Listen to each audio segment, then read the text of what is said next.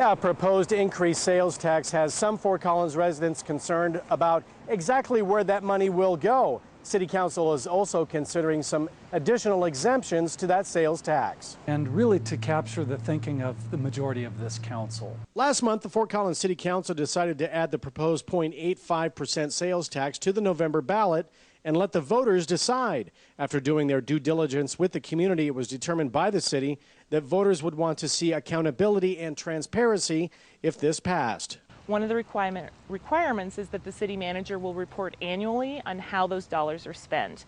Under the proposal, the funds would be dispersed by the city in the following manner: 50% for street, bridge, and transportation needs, 17% for police services, 11% for fire protection, 11% for parks maintenance and recreation services, and 11% for community priorities in categories not listed above.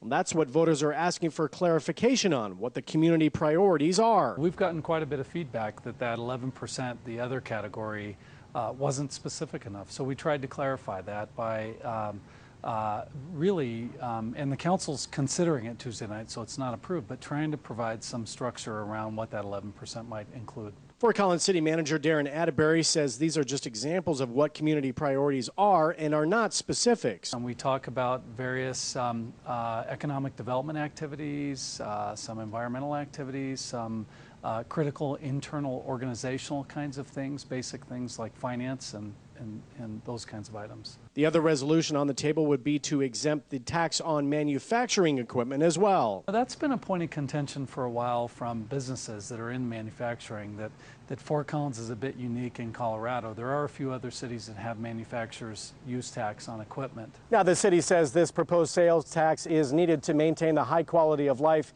here in Fort Collins. They also say that it is important to remain competitive in the market with other cities, as well as maintaining a high level of community safety. Reporting in Fort Collins, Tom Livingston, Northern Colorado 5.